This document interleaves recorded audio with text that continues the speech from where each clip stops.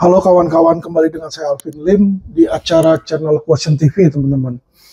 Hari ini saya mau membahas ya teman-teman ya, sesuatu yang sangat pelik. Seperti teman-teman ketahui, selama ini kita Quotient TV, Alvin Indonesia Law Firm, dan Alvin Lim ini sangat keras mengkritik Polri ya teman-teman ya.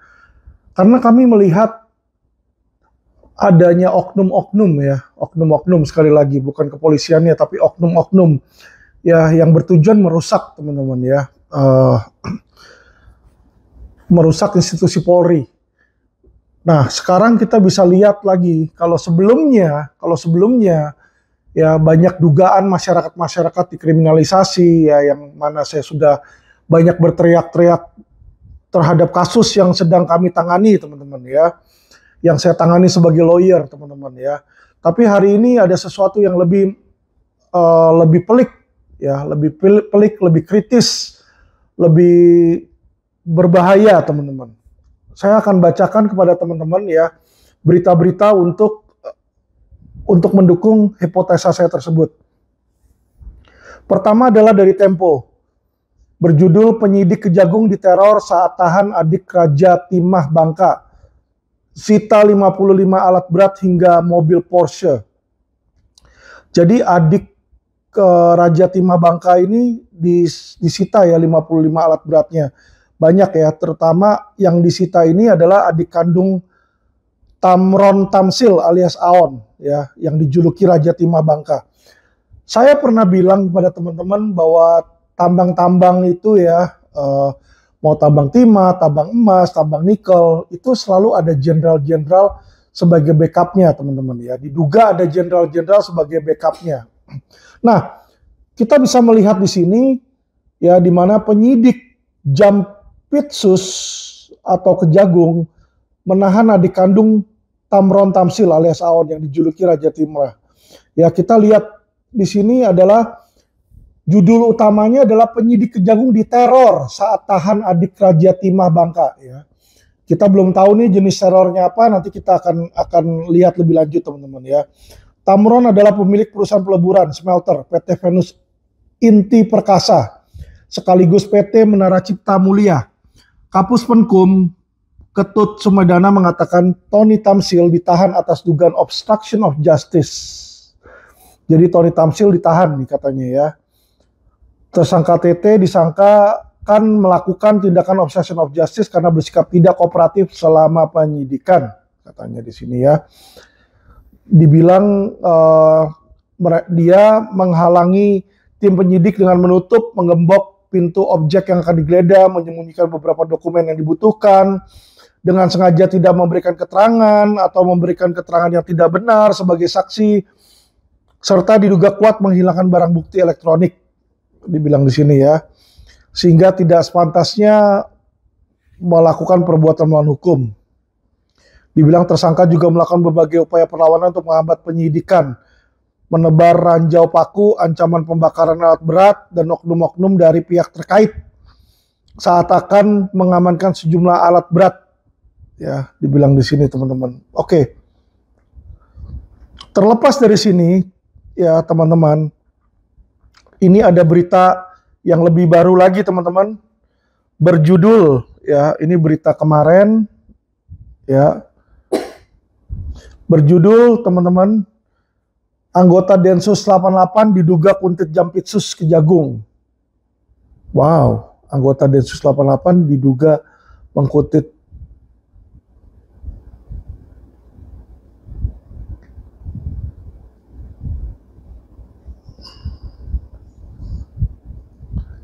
Ya, jadi kalau kita lihat di sini teman-teman, ini berita dari Tempo ya. Ini yang baru adalah berita tanggal 24 Mei 2024. 24 Mei ini berjudul soal dugaan penguntitan Jampitsus, Komisi 3 DPR mengatakan penegakan hukum tak boleh diintervensi, katanya di sini ya. Kita baca lagi teman-teman. Jadi ini beritanya ini sangat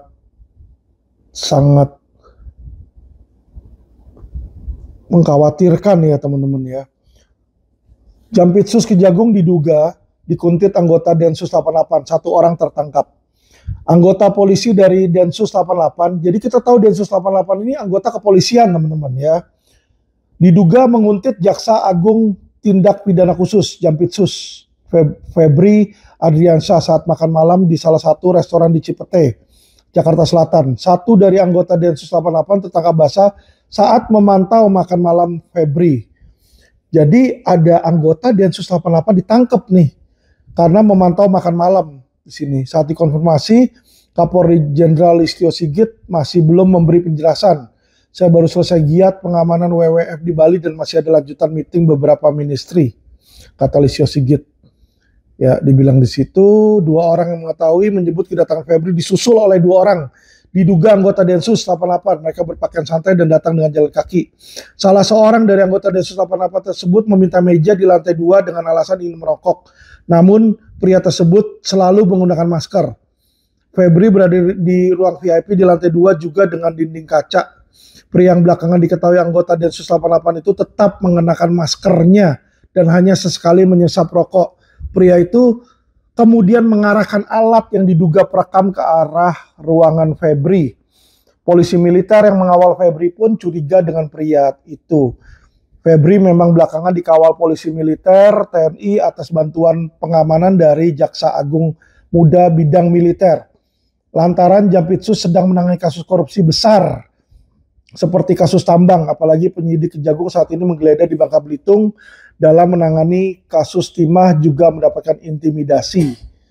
Ya, jadi ini berita dari Tempo ya, dibilang bahwa Jampitsus penyidik Kejagung ini mendapatkan intimidasi teman-teman di sini ya.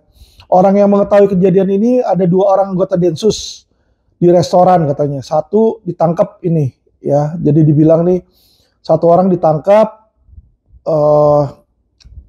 ternyata sedang mantau katanya. Satu anggota polisi yang tertangkap dibawa pergi dengan mobil oleh pengawal Febri. Febri melapor.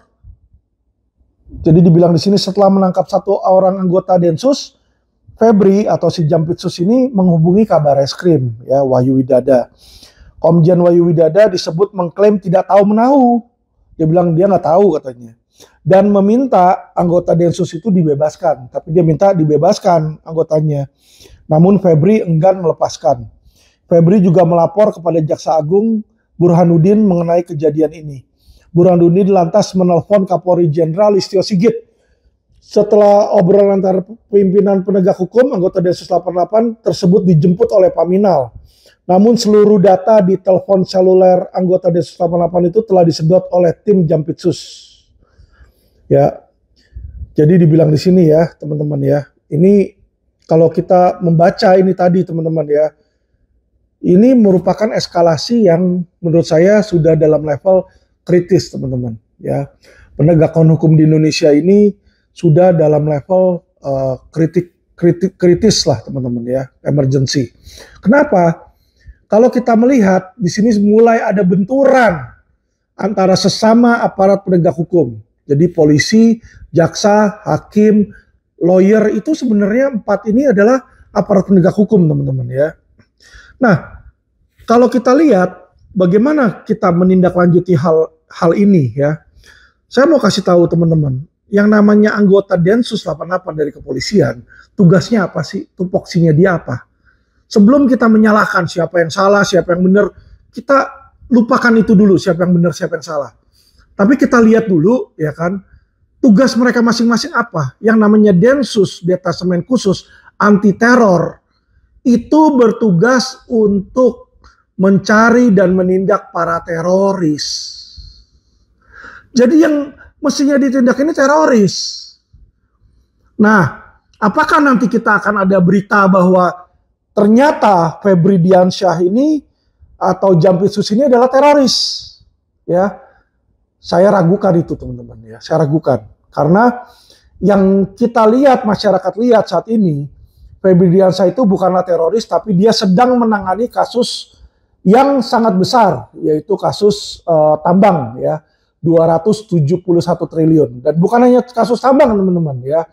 Kasus Antam juga Budi Said ya teman-teman ya. Itu juga ditangani oleh Kejagung. Jadi Kejagung ini sedang menangani kasus-kasus skala besar yang kalau kita tarik ya dugaan-dugaan yang ada sebelumnya. Jadi kan sebelumnya tuh sudah ada dugaan-dugaan dan kita lihatlah beberapa pejabat-pejabat pemerintah yang sebenarnya juga sudah bersuara. Seperti Mahfud MD juga sebelumnya sudah bersuara. Mahfud bilang bahwa tambang-tambang itu di-backing oleh jenderal-jenderal, teman-teman ya. Dan ini bukan cuma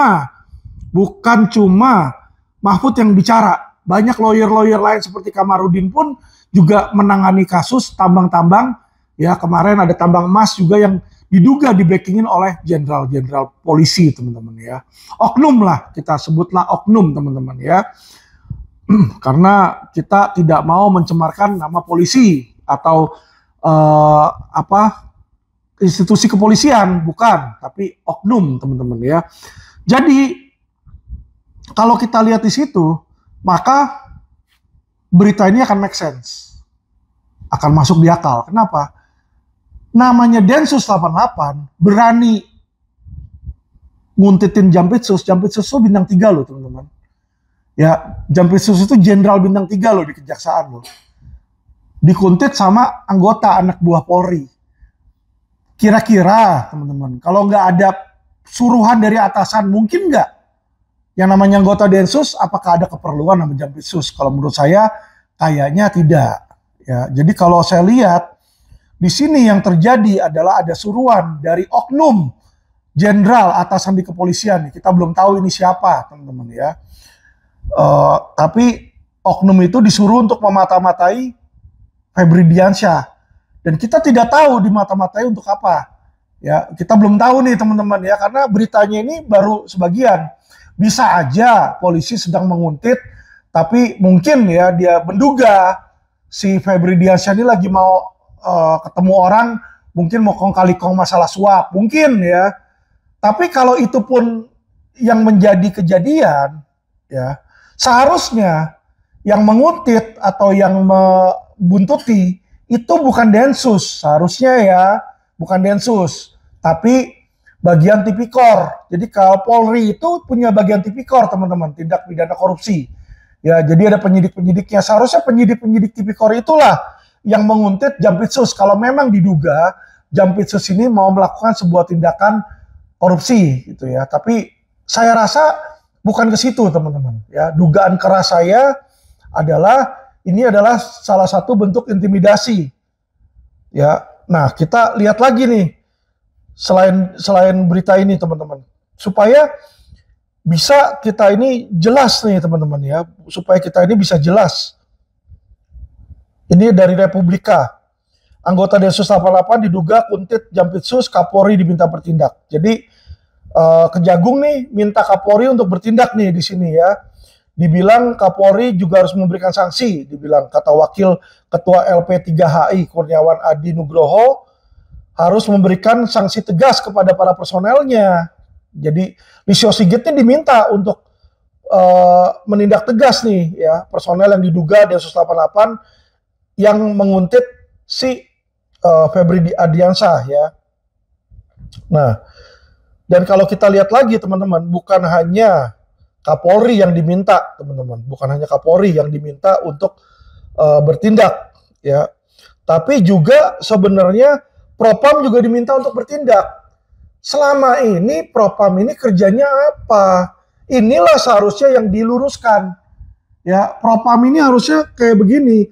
Tangkap itu si Densusnya itu, tanya, tugas kamu apa? Kamu kan anti teror. Kok malah yang dibuntutin itu adalah pejabat pemerintah? Kan itu tidak pada tempatnya di situ ya. Siapa yang suruh? Kenapa? Ya, motifnya apa? Itu harus ditindaklanjuti oleh si Propam, teman-teman ya. Ini ada berita lagi di Metro Tempo tanggal 24 Mei jam 19.53, 5 kasus korupsi kelas kakap yang pernah ditangani Kejagung. Jadi dibilang Kejagung ini sudah pernah nanganin kasus-kasus. Dan juga ada soal dugaan penguntitan Jampitsus, Komisi 3 minta penegakan hukum tidak boleh diintervensi. Ya, jadi inilah menurut DPR ya. Jadi kalau Komisi 3 DPR bilang penegakan hukum tidak boleh diintervensi. Berarti dia menduga bahwa si Densus 88 ini atau oknum polisi ini sedang berupaya mengintervensi penyidikan atau proses hukum yang dilakukan oleh Jampitsus, teman-teman ya. Kita baca, teman-teman. Anggota Komisi 3 DPR dari fraksi Demokrat, Didik Mukrianto menyebut penegakan hukum tidak boleh diintervensi oleh kepentingan apapun. Pernyataan ini merupakan respon atas dugaan personel Satuan Densus ya yang menguntit Jampitsus pada malam ya. Didik mengatakan dugaan pembuntutan atau upaya lain yang bisa mengancam Jampitsus atau penegakan hukum merupakan bentuk penyimpangan katanya. Jika penguntitan itu melibatkan aparat kepolisian, rasanya jauh dari akal sehat publik jika Polri menggunakan kekuatan yang tidak sesuai dengan tupoksinya. Ini yang saya maksud, teman-teman ya. Jadi kalau polisi, kita anggap polisi benar bahwa dia sedang menguntit si Jampitsus ini karena mungkin Jampitsus dianggap mau melakukan sebuah perbuatan pidana. Perbuatan pidana apa yang paling memungkinkan? Ya mungkin tipikor. Ya bisa aja dia mau ketemu saudaranya atau lawyernya si orang yang bermasalah untuk suap menyuap. Tapi kalau itu pun yang benar-benar terjadi, seharusnya yang turun itu subdit tipikor, teman-teman, bukan Densus ya. Jadi kalau Densus yang keluar, Resmob yang keluar ya, Jatanras yang keluar, teman-teman ya, dan Brimob yang keluar, itu saya sudah sering, teman-teman.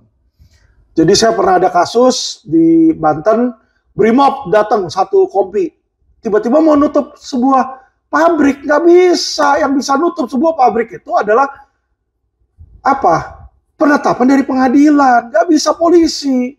Jadi setelah saya telusuri ternyata dia adalah oknum yang disuruh oleh atasannya, teman-teman. Dan tidak punya surat tugas. Nah ini saya rasa hal yang sama. Kalau dia punya surat tugas, pasti Kabareskrim tahu dong. Kapolri tahu dong. Dia bilang, oh ada tugas ini dari kepolisian, dari Polri. Jadi kalau mengatasnamakan Polri, harusnya pimpinan Polri mengetahui. Tapi karena ini pimpinan Polri tadi kita udah baca, Wahyu Widada Kabareskrim nggak tahu, Kapolri juga nggak tahu, berarti kita boleh anggap, kita boleh duga keras bahwa anggota Densus ini datang ke sana tidak punya surat tugas, teman-teman. Ya, berarti apa? Liar, preman. Ya, makanya DPR juga bilang di sini rasanya jauh dari akal sehat jika Polri menggunakan kekuatan yang tidak sesuai tupoksinya. Karena dia pun, anggota DPR pun setuju dengan pendapat saya bahwa ini tidak sesuai tupoksi. Tupoksinya Densus apa sih? Nangkep teroris. Teroris yang ditangkap, bukan Jampitsus. Ya. Jadi ini ngawur banget sih, teman-teman. Didik nih, anggota DPR Komisi 3 mengatakan hingga kini dirinya belum mendapat penjelasan kejadian penguntitan yang dilakukan Densus 88 terhadap Jampitsus. Namun jika benar terjadi, kejadian itu harus diusut secara terang dan tuntas, serta ditindak setegas-tegasnya, sama kan yang tadi saya bilang. Propam harus tindak. Tapi selama ini Kadif Propam, itu si Syahar, itu kerjanya apa saya nggak tahu, Pak. Saya nggak tahu kerjanya apa, teman-teman. Ya, kita LQ Indonesia Law Firm aja sudah berkali-kali membuat aduan Propam. Saya kasih tahu, tidak satu pun anggota yang menyimpang itu ditindak oleh dia. Ya, jadi kerjaannya Propam itu bagi saya ini bukan meluruskan para oknum, tapi melindungi para oknum. Kenapa saya bilang dilindungi? Karena para oknum itu yang saya laporkan tidak pada yang ditindak. Ya, kita lanjut lagi, teman-teman. Penegakan hukum nggak boleh diintervensi dan harus terbebas dari bentuk intimidasi dan infiltrasi dari kepentingan apapun dan manapun. Penegak hukum kita juga harus tetap tegak lurus pada keadilan. Ya, jadi dibilang di sini, teman-teman ya. Nah, dan keadaan ini tidak stop sampai di sini, teman-teman ya. Barusan aja tadi hari ini terjadi Selasa mencekam di Kejaksaan. Jadi saya akan bacakan ini berita dari Tribun News ya, yang baru 24 Mei 2024 jam 14.41 waktu Indonesia Barat. Selasa mencekam di Kejaksaan Agung. Drone melintas hingga mobil PM dan Brimob saling berhadapan. Sudah mau konfrontasi nih, teman-teman ya. Jadi dibilang di sini ada drone di atas katanya. Pernyataan ini langsung membuat awak media bergegas dari koridor Kartika Kejaksaan Agung menuju lapangan di depannya. Pada awalnya tidak ada yang berbeda. Selepas asyar, pejabat Pitsus masih sempat meladeni beberapa awak media terkait perkembangan kasus. Saat itu pemimpin tertingginya Jampitsus menjawab sejumlah pertanyaan didampingi Direktur Penyidikan hingga Kasubdit Tindak Pidana Korupsi dan Tindak Pidana Pencucian Uang. Sendagurau masih disisipkan di sela tanya jawab, dibilang. Sekali mereka tertawa, rileks, tidak tegang. Begitu wawancara selesai, mereka masuk ke dalam gedung. Sekira pukul 19, suasana perlahan berubah mencekam. Sebagian petugas pengamanan tampak bergerak ke arah lapangan di depan gedung Kartika. Mereka kompak berujar bahwa ada drone yang baru saja melintas, namun belum sempat diketahui identitas drone tersebut sebab hanya beberapa detik. Setelahnya, tim penembak drone disiagakan. Ya, jadi teman-teman, drone ini bisa untuk mengintai, berisi berisi kamera, tapi juga bisa aja berisi senjata, teman-teman ya. Jadi kita nggak tahu ini. Setelahnya tim penembakan drone disiagakan. Dari pinggir lapangan dekat parkiran, 4 orang berbaju hitam tampak bersiaga lengkap dengan alat penembak drone. Jadi mau ditembak drone-nya biar bisa ketahuan di sini ya. Tak berhenti di situ, rupanya beberapa petugas pengamanan sudah memakai rompi hitam. Jadi kalau teman-teman lihat di sini, Kejaksaan Agung mulai diamankan oleh TNI ya. Jadi polisi militer yang turun, TNI yang turun. Sedangkan pihak oknum menggunakan oknum Brimob ini. Bukan Brimob, teman-teman. Densus 88 ya. Tadi kita udah dengar Densus 88 di situ. Kita belum tahu di siapa yang suruh. Tapi feeling saya nggak mungkin levelnya lebih rendah dari bintang 1, teman-teman. Karena kalau levelnya rendah nggak mungkin bisa menyuruh-nyuruh itu dan berani menggasak bintang 3, teman-teman ya. Karena yang diserang ini bintang 3 ya. Kita lanjut, teman-teman. 2 mobil polisi militer pun terparkir di depan gerbang sisi dalam. Tidak seperti hari-hari biasanya. Jadi ini istimewa hari ini, 2 mobil polisi militer PM ini terparkir di gerbang dalam nih. Pengamanan komplek Kejaksaan Agung pun dipertebal dengan tambahan personel dari berbagai kesatuan militer. Ada personel tambahan, Marinir Angkatan Laut di situ menggunakan strobo, dibilang ya. Kemudian pukul 22.40, 4 mobil hitam diduga Brimob. Saya udah bilang kan, kalau Densus yang turun, atau Brimob yang turun, atau Resmob yang turun, itu biasanya suruhan oknum, teman-teman. Ya, karena mereka itu tim yang biasa ngurusin hal-hal yang kotor yang nggak mau diurusin oleh beberapa reserse lain lah, teman-teman ya. Jadi mereka yang biasanya di stronghold-nya, yang kuatnya itu, yang biasa gebuk-gebuk itu mereka, teman-teman, di lapangan.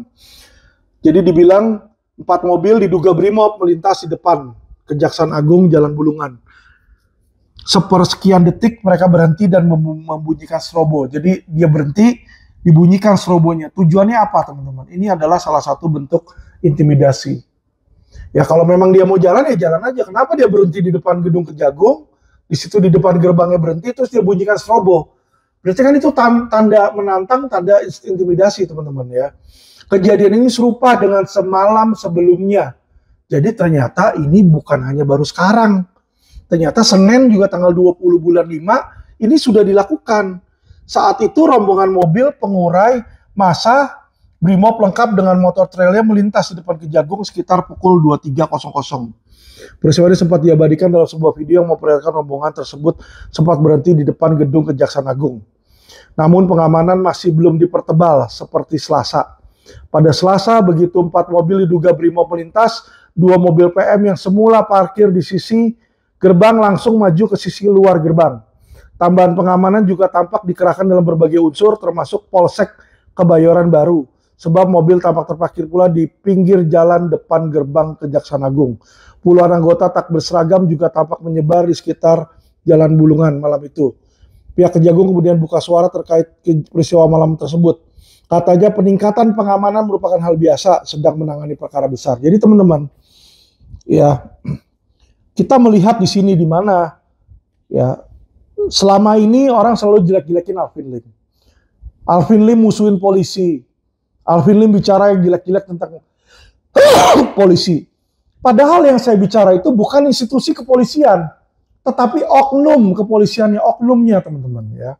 Oknumnya. Oknum yang dimana dia bekerja dengan oknum koruptor yang gemplang tambang, terutama tambang-tambang ilegal. Kalau tambang itu legal nggak apa-apa. Tapi kalau tambang itu legal, tapi di backup oleh oknum aparat kepolisian, itu berarti dia bukan lagi polisi. Oknum itu bukan lagi polisi, tapi oknum itu sudah menjadi penjahat. Nah, itulah kenapa Alvin Lim sangat berbicara sangat keras terhadap polisi. Karena kenapa? Saya sayang sama polisi. Saya mau polisi berubah. Ya, kalau saya nggak mau polisi berubah, mau ngapain nih, saya sakit nih, baru selesai cuci darah tadi barusan. Ya, tapi saya sempat-sempatkan buat podcast. Saya udah lama nggak buat podcast. Ya, dan saya merasa bahwa saya harus tergerak untuk berbicara. Ya, saya kasih tahu, kepolisian saat ini mulai terbelah. Ya, ada polisi yang oknum, ada polisi yang baik. Saya sudah ada beberapa polisi yang menelpon saya, datang ke rumah saya, bertemu saya di luar pula juga sudah ada. Mereka mendukung ya kegiatan saya, aktivitas saya mengkritik Polri. Mereka bilang, Pak Alvin, itu bagus, Bapak harus selalu mengkritik. Saya juga polisi, saya juga malu Pak, dia bilang begitu. Jadi teman-teman, saya kasih tahu masyarakat sekalian, masyarakat Indonesia, kepolisian pun sudah mulai terbelah dua. Ada polisi yang baik, ada polisi yang oknum, teman-teman. Polisi yang baik ini pun tidak suka dengan tindakan polisi-polisi oknum. Karena polisi oknum inilah yang merusak nama Bayangkara. Ya teman-teman ya. Jadi institusi kepolisian yang kita cintai, ini saat ini sedang dirusak oleh oknum-oknum polisi. Saya sudah bilang, ya kasus sepele aja mereka nggak tanganin, teman-teman. Nggak bisa tanganin. Saya kasih tahu teman-teman, kasus mobil LQ itu yang dicolong dari 2 tahun yang lalu, teman-teman. 2 tahun yang lalu. Sampai detik ini kagak beres. Ya, kagak beres. Kagak beres. Perkara sepele aja dia kagak bisa nanganin. Malah yang diperiksa investasi bodong katanya. Mana ada kaitannya sama mobil saya dicolong. Mobil LQ dicolong oleh oknum. Ya, oknum pegawai LQ. Bukan oleh klien investasi bodong. Jadi dari sini aja kita udah lihat bagaimana kepolisian itu, teman-teman. Banyak oknum yang ngawur. Dalam proses hukum mereka ngawur, dalam pelaksanaan wewenang itu mereka ngawur. Ya, mereka merasa diri mereka superpower, mereka merasa diri mereka kuat, si oknum ini ya, merasa diri mereka kuat. Sehingga sekarang kalau kemarin lawyer-lawyer yang diserang, Alvin Lim, Kamarudin diserang di situ ya. Sekarang ini kejaksaan diserang Jampitsus. Dan kalian semua masyarakat tahu, saya bukanlah pendukung kejaksaan. Saya bukanlah pembela kejaksaan. Saya pun mengkritik kejaksaan kalau mereka salah. Tapi kalau mereka benar, saya akan bantu.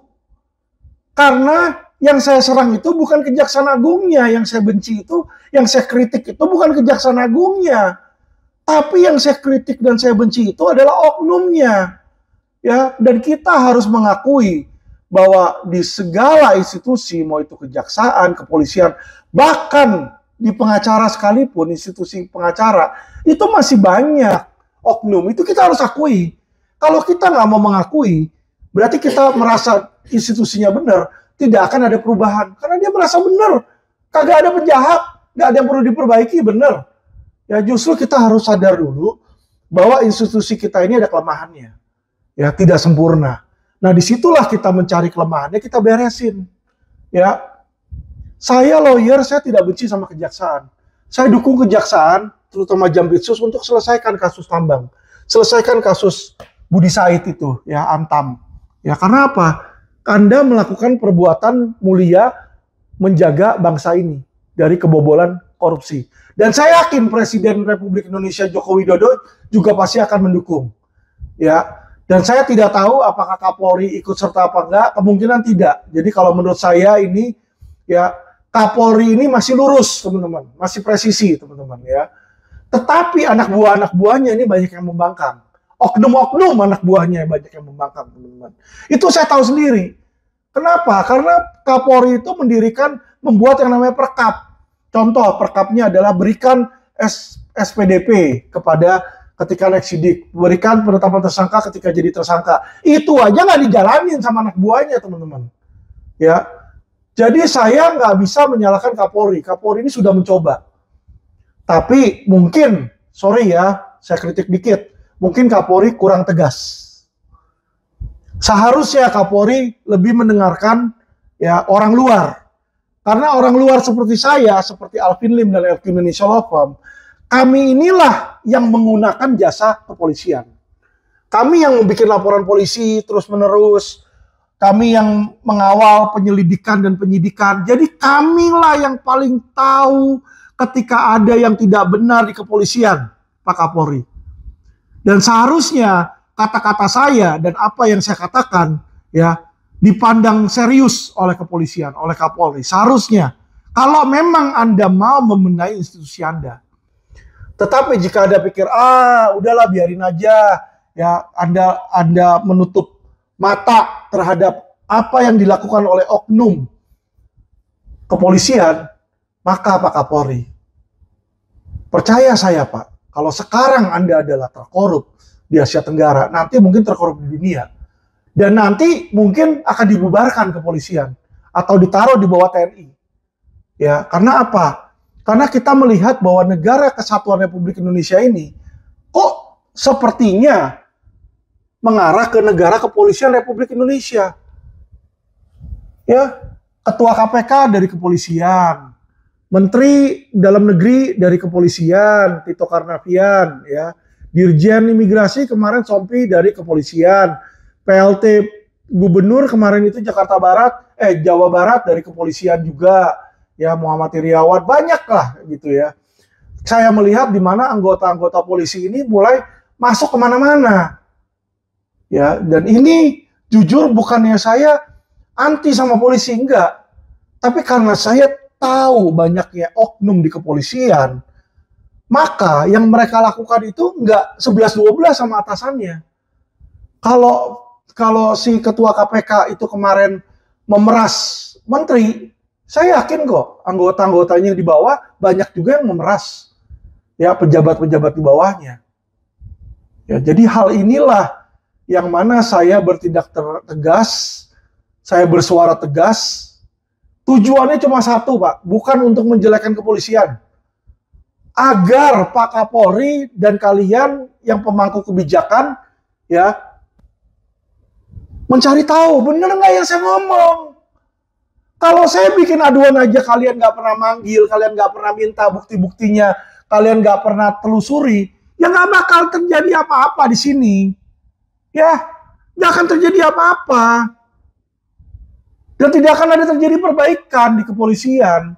Jadi percuma lah kalau kita ngomong polisi presisi, ya profesional, transparansi, berkeadilan lah, tetek bengek lah. Ya itu cuma mulut manis saja kalau saya lihat. Kenyataannya di lapangan nggak begitu. Kakak adik berantem bukan berantem pukul-pukulan ya, kata-kataan dipenjara-penjarain. Apaan itu? Itu polisi atau apa sih? Kok hal remeh-temeh dijalanin? Sedangkan pembunuhan yang terjadi 8 tahun yang lalu kagak dijalanin. Baru jalan sekarang ketika viral. Ya, kasus Vina. Fedi Sambo, bunuh nembak orang. Ya, bisa diputar balik, dibilang seolah-olah si Joshua yang mau memperkosa istrinya. Ya, kalau tidak viral, nggak akan berubah itu. Jadi saya melihat ya, di sini bagaimana ketika masyarakat, lawyer yang cinta sama polisi mengkritik, kami dipidanakan. Ya, kami dilaporin polisi, kami diproses hukum. Padahal kami hanya ingin kepolisian lebih baik. Kami hanya ingin polisi itu berubah.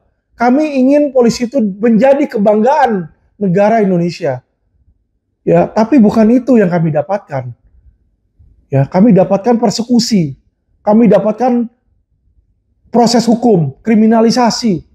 Ya, saya dijadikan tersangka kemarin. Lagi sakit diseret-seret untuk BAP. Cuci darah dia nggak percaya, dia bilang nggak sakit katanya. Bohong itu katanya. Cuma mau AC doang di klinik di rumah sakit. Mana ada? Ini ada salangnya ini. Ya bisa cek ke rumah sakit itu. EMC Rumah Sakit Polri kemarin saya di sana. Bener nggak ada selangnya, ada kabelnya. Ya Darah saya tuh dicuci seminggu 2 kali. Kalau saya nggak dicuci, 2 bulan juga saya udah mati. Karena kotoran di tubuh saya ini nggak bisa keluar, teman-teman ya. Nggak ada ginjal saya udah rusak. Dan itu pun saya masih dihina, diejek-ejek, dibilang saya pura-pura sakit, ya kan, saya penjahat, saya mafia, asuransi, ya kan.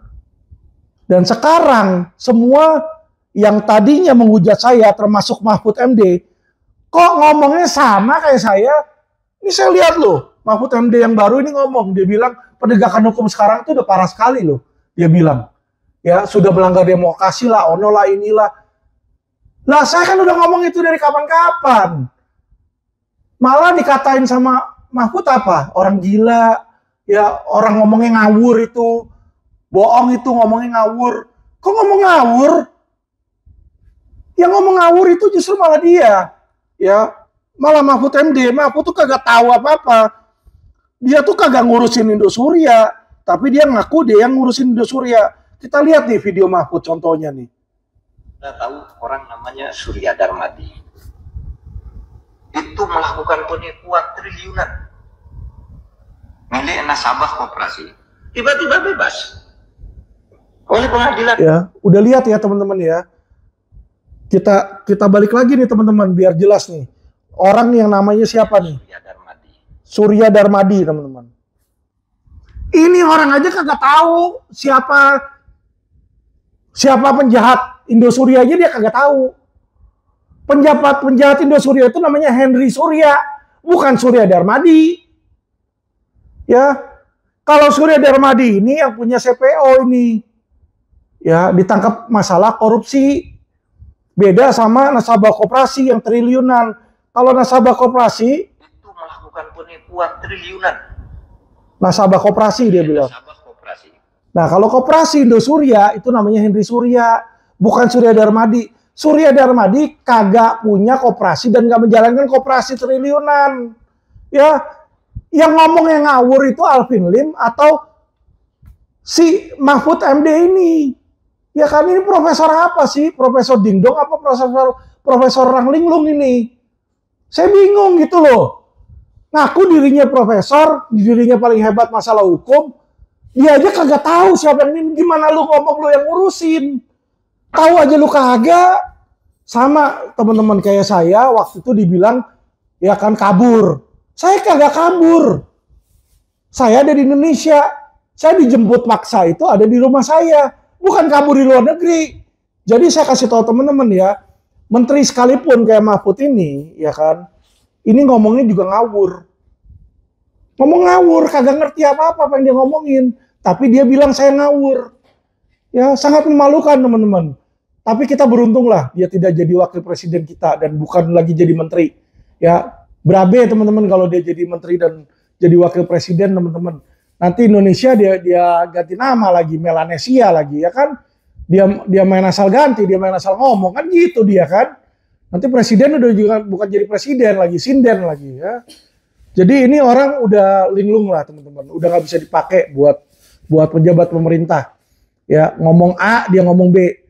Henry Surya, dia ngomong Surya Darmadi. Itu kan ngawur. Surya Darmadi itu satu lapas sama saya di Cipinang.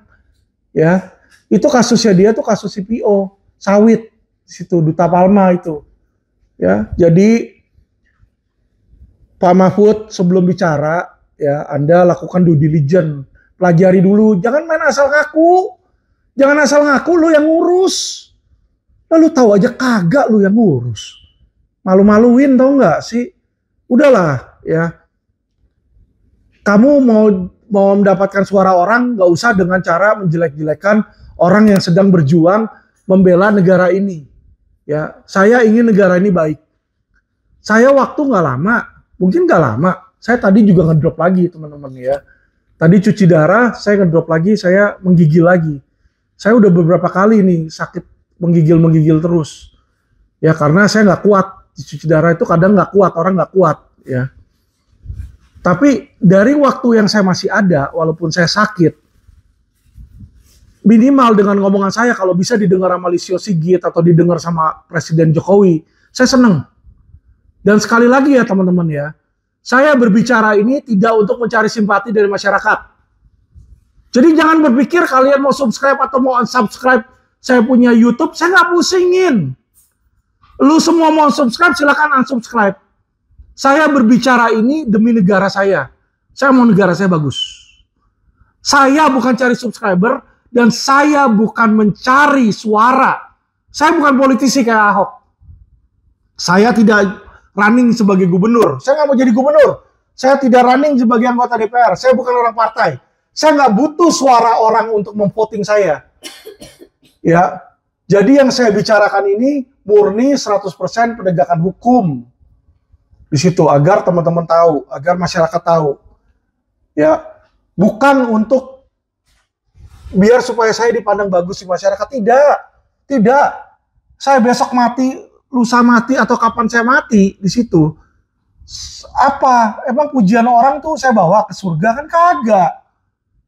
Ya, saya nggak cari ke situ. Tapi saya minimal, kalau kata-kata saya ini bisa didengar dan Indonesia bisa berubah, terutama dari kepolisian dulu. Karena kepolisian inilah yang paling super power. Ya, apa juga dilawan sama dia. Kita udah lihat kemarin KPK dilawan. Kleter-kleter, sekarang KPK udah nggak ada giginya. Ketika kita lihat sekarang kejaksaan mulai unjuk gigi, ya, dengan menangani kasus-kasus korupsi skala besar. Nah, polisi ini mulai mengkikis, mengintimidasi. Ada apa? Ada apa gitu loh? Nggak usah perlu saingan. Polisi kan melakukan penyidikan. Nanti jaksa yang melakukan penuntutan. Kalian harusnya side by side. Nah, itulah ya Pak Kapolri yang saya minta Anda untuk melihat integritas dari anggota-anggota Anda, Pak. Selama ini anggota Anda bukan hanya memandang mengintimidasi kejaksaan, tapi juga lawyer, Pak.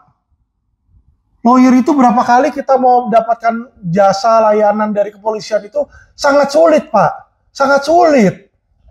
Ya, dan itu harus berubah, Pak. Kalau nggak berubah, nanti kalian takutnya pemimpin yang tertinggi, ya mungkin presiden yang baru, Pak Prabowo, bisa aja mencopot kalian di situ. Ya, menaruh polisi mungkin di bawah gubernur atau apa seperti di Amerika, seperti di luar negeri. Ya, jadi janganlah kewenangan itu dilakukan dengan cara melawan hukum, karena itu namanya bukan kewenangan tapi kesewenangan. Ya, dan itu yang saya kritik. Itu yang saya kritik, Pak. Ya, Pak Kapolri, saya nggak menjelek-jelekan Anda, saya bukan mau menjelekkan jenderal tertentu, tidak. Tidak. Saya hanya mempertanyakan kinerja kalian selama ini itu apa? Apa?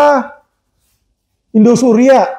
Nah, bosnya aja si Suwito Ayub aja masih kabur. Net 89 masih kabur. Saya laporin di Brigjen Wisnu, kagak diproses sama siapa namanya? Nggak diproses sama Kadif Propam. Syahar nggak proses. Yang ada, yang saya dengar malah udah keluar TR, si Wisnu mau dipindah. Jadi kalau orang bermasalah itu nggak diproses, nggak ditindak, nggak dihajar, nggak didisiplinkan, tapi cuma dipindah doang. Supaya saya nggak hajar dia lagi. Nah, kalau kayak begitu, kapan mau baiknya, Pak? Kapan mau baiknya? Perwira Polri itu kapan mau baiknya? Perwira tinggi Polri itu kapan mau baiknya? Ya, saya laporkan, bukti-buktinya sudah ada loh, bukti hilangnya itu. Karena di putusan itu tidak ada. Itu udah bukti tertulis, Pak. Sama keterangan saksi, Pak, di persidangan. Tidak ada yang melihat itu barang-barang yang hilang, yang tadinya disita itu hilang. Ya, Pak. Jadi yang saya pertanyakan ini pun juga dalam kapasitas saya sebagai lawyer. Saya dalam kapasitas saya sebagai lawyer memperjuangkan hak hukum dari para korban Indosuria. Yang mana uangnya itu dibelikan ya 30 juta dolar yang di London itu. Nah, itu sekarang hilang. Saya mempertanyakan itu. Ya, jadi ini saya masih dalam materi hukum saya, Pak. Bukannya saya mau fitnah. Dan ini seharusnya ditindaklanjuti. Tapi saya lihat polisi tidak mau menindaklanjuti. Tolonglah Bapak Presiden, kalau memang Bapak Presiden berniat sungguh-sungguh, ya kan, tolonglah Menko Polhukam yang baru undang saya. Ya, libatkan saya untuk membenahi apakah jadi staf ahli Menko Polhukam atau jadi staf ahli Kejaksaan Agung. Ya, karena saya mau ikut Pak dalam pemberantasan penjahat-penjahat ini, ya. Di sisa waktu saya yang ada Pak di situ. Tapi kalau memang pemerintah tidak mau ya nggak apa-apa juga. Saya sebagai orang sipil, sebagai lawyer, saya hanya bisa sesuai kewenangan saya, yaitu apa? Menyuarakan, Pak, no fear no justice. Hanya itu. Karena saya nggak punya kekuasaan untuk menyidik, melidik, menuntut, menangkap, menyita, nggak punya, Pak. Ya. Oke, teman-teman, saya minta teman-teman masyarakat sekalian untuk mendukung kami, teman-teman.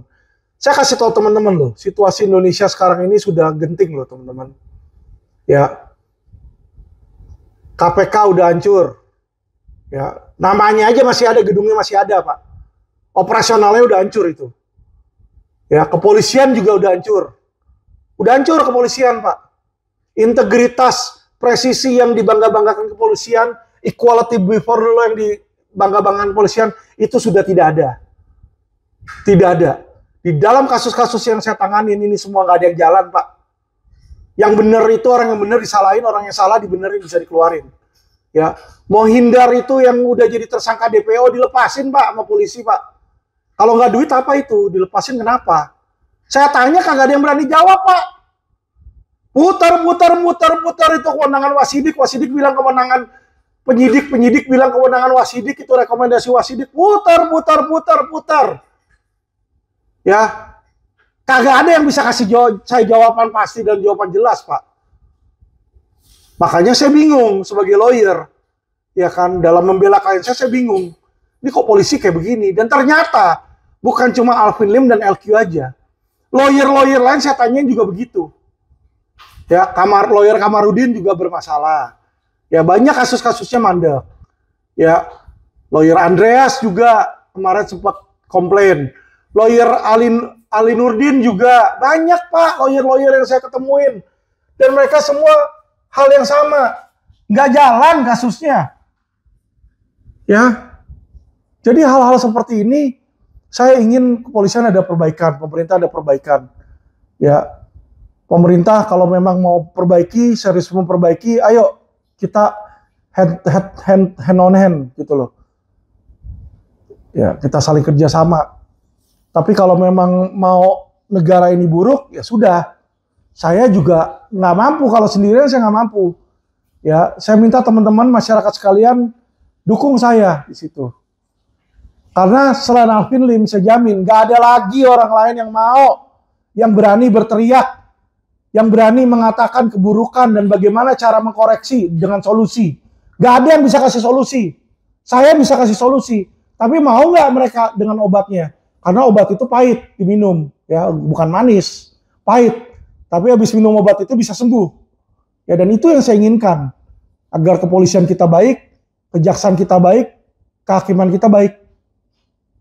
Ya, jadi jangan teman-teman pikir, wah Alvin jelek-jelekin polisi, jelek-jelekin jaksa, jelek-jelekin hakim. Pak, saya kasih tahu Pak, baru tadi juga ada hakim tinggi datang ke tempat saya, hakim agung datang ke tempat saya ngobrol sama saya. Dan mereka juga dukung saya, dia bilang memang ini brengsek. Dan hakim-hakim agung itu pun juga nonton saya punya podcast. Dan dia bilang, benar Pak Alvin, yang Pak Alvin ngomong itu benar. Jaksa-jaksa pun juga banyak yang bicara seperti itu. Jaksa yang baik ya, kalau jaksa yang buruk kagak. Dia nggak setuju. Ya, polisi pun juga ada, polisi-polisi yang baik sudah datang ke rumah saya, jenderal Pak. Ketika saya sakit ada video TikTok, itu yang nelfon saya itu 3 orang pertama itu adalah polisi. 1 jenderal bintang 1, ada kombes nelfon, ada KBP nelfon. Ya, dan mereka khawatir kesehatan saya. Jadi kalau dibilang Alvin nggak punya teman polisi, nggak punya teman jaksa, nggak punya teman hakim, itu salah. Buktinya P19-nya si Panji Gumilang saya bisa dapat kok. Ya kan, kalau saya nggak punya teman penyidik atau teman penyidik di kepolisian, ya di Mabes, atau saya nggak punya teman jaksa di Kejaksaan Agung, nggak mungkin saya bisa dapat P19-nya Panji Gumilang, ya. Jadi itu asal teman-teman tahu. Bahkan hal yang sama di pengadilan juga sekalipun. Saya nggak mungkin kemarin itu bisa lepas kalau saya nggak ada teman di Mahkamah Agung. Saya kan 4 tahun tiba-tiba jebret keluar PK kabul toh. Ya, jadi kalau saya untuk melindungi diri saya sendiri atau untuk hidup saya sendiri, saya udah lebih dari cukup teman-teman. Ya, tapi disinilah saya mau berjuang, berkontribusi untuk kalian masyarakat Indonesia. Tinggal masyarakat ini mau nggak sih? Kalau cuma saya sendiri doang yang mau berubah, nggak akan berubah Indonesia. Tapi kalau kalian mau berubah, ya tolong bantu saya komentar di sini. Kita minta negara ini untuk berubah. Kalau bisa kita tag Kapolri, kita tag Presiden, agar mereka mendengarkan suara rakyat, teman-teman. Ya, karena ini sudah parah loh sekarang situasinya. Oke, teman-teman, itu aja. Terima kasih. Salam cerdas hukum.